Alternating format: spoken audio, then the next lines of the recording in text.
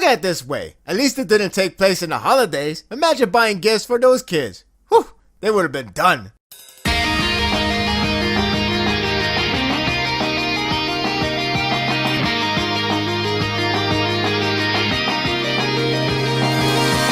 The holidays are the seasons to be grateful towards everyone. In the last chapter of the year, it certainly fits the bill almost perfectly. There's just one problem. These kids are out of control, and these failed students need to act like young adults. That is a tough exam indeed. It's an amusing chapter with a good potential to be fun, relaxing event with more of good characterization of others. The first page practically set the tone for the rest of the chapter. Light-hearted and comical. It's nice that Inasa starts having a different yet polite conversation with Shoto rather than rude and hateful from the first time. It's a good step for him. The only problem is that he is pushy with random topics with Shoto while still maintaining his solitude, and it comes off more of awkward than anything else. I understand he's trying to make friends, but this is going to aggravate outsiders. Bakugo gives a clear sign of annoyance. This arc is setting up to be a continuation from the Hero License arc, and I don't mean because of the fact that these students are in provisional license exam. I mean it has characters from that arc and present them in a different light. For example, Meta is so zoned out that his character is now called Tire Meta. It is fun change up for many characters to come. It also has new spectators along the way, most notably in Denver. I believe he is trying to encourage Shoto in front of other students from afar, if you can call it that. But it is interesting to see him taking a part in this arc. Not only it has potential to develop them as father and son, but it also has potential to develop him as a character. We'll get back to that later. It's mostly confirmed that Kami here is actually the real self. I don't see a purpose for Toga to be part of the disguise in this type of arc, so I can safely say that it is her. Kami doesn't remember what happened or anything about the exam, so that's why she was placed here for checkup purposes. That said, her personality is more pronounced here. If you thought what we saw her before was how she is, it's actually different yet matches her design closely. She's a gal character. And by that, I mean from the use of slangs, quirky, and can be seen as sexy. It's up to the fans whether they like this approach or not. I can understand that people will be bothered by her way of speaking, but I don't mind for now. I think it is fine to have some other types of characters rather than what she was presented earlier. I just hope for a good character development regardless if she may not be that relevant in the long run. It's best to do something with her in the exam rather than potentially be a fan service. Especially how this chapter somewhat says that way. If you ask me on who shines the most, my pick would be on Gang Orca. He pretty much stole the chapter. After witnessing him like a villain, we don't know much of his personality or how he is as a teacher. This chapter provides that and is pretty funny. The best I could say is that he's a ruthless teacher that resembles to a sergeant from boot camp. The mood was fine until he barges in and killed every ounce of happiness. The part that got me laughing is how he disciplines the 3 students and flings them like a rag doll. Each of them has their own flaws, and he quickly and savagely throws them and classifies them on how much of a guidance they need.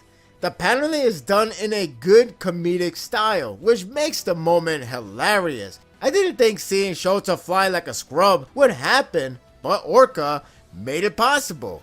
I do like the tie-in of why they're here in the first place. The key flaw for all is they lack heart. It is neatly connected with their failures. Bakugo didn't care for the civilians, and Shoto and Inasa got into a grudge while ignoring them.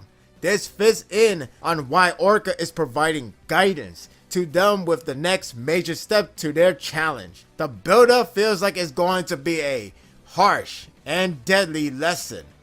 Well, it sort of is. Behold, the children are on the loose, and they must take care of them. It's funny how the tone still matches up well with Orca's discipline. The idea of taking care of kids could potentially be fun and humorous, but it could also be annoyance. The mangaka has to be careful with this approach, but so far it starts off good. These individuals have their own personality, such as a wannabe cool kid, jealous kid, and so on, which could bring a good amount of laughs. The reaction from the students are amusing, and that helps out. Shota is like a guy who is trying to fit in and educate them. But these kids are intolerable, so he has no time to react and trying to get his words across. Hinasa is disinterested or rather easily distracted with the sight of Endeavor, vowing to never be like him. Well, that's cool, but pay attention. Kami is seen as a sexy object since that kid got lucky with a hug but already starts unpopular with the girls. Kids are growing real fast these days. As for Bakugo, well, do I really have to explain? It's expected, and that won't be easy at all. Mike amuses me when he lost his temptation and has to narrate the situation. Imagine him in Dragon Ball Super. That would drive people nuts. One thing is certain, when the anime adapt this, the headphones will be destroyed with a lot of loudness from every places. It's just a warning for the future. The most interesting part is Endeavor and All Might having a chat, which is a relief that it won't be done off panel. What's interesting is that early on, Endeavor as a #1 hero was treated by fear and has weak reactions from the students. All Might as a retired hero, however, was treated with cheers and great applause. That speaks volume that the notion of #1 isn't fixated on the position, rather who's in it. The direction is Endeavor struggling to be an iconic first hero. It's good that the mangaka is developing his character. It's reasonable that Endeavor has to present as one, yet failing because it did happen so sudden. It's like you want to be a commander so badly in a war, but when it was given on the spot, you be lost. It's clear that his image isn't good, so he has to work that out. The advice he seeks from All Might is about symbol of peace. What does it truly mean? This intrigues me. So far, this is going well thanks to this amusing chapter. It may be on a break from chaos, but it can be a fun one, more so than Hero Lice's arc. We can also get some of intriguing developments from other characters. Let's see what next year will bring for this series. Share your thoughts in the comment section. Do you think that all these students will actually get their license, or something else will happen? How All Might is going to respond to Endeavor's question? I'm actually more interested on the adults than the kids. However, I still find them appealing as well, just to see how this is going to work out. The mangaka is good at comedy, and this chapter shows some of that, so hopefully it could keep up rather than be a nuisance in the long run. I'd like to see what the next year will unfold for the series. And that will do it for the review. I hope you enjoyed this one. If you like this and want more of this, subscribe to my channel and my world will be yours to stay. Until next time, take care.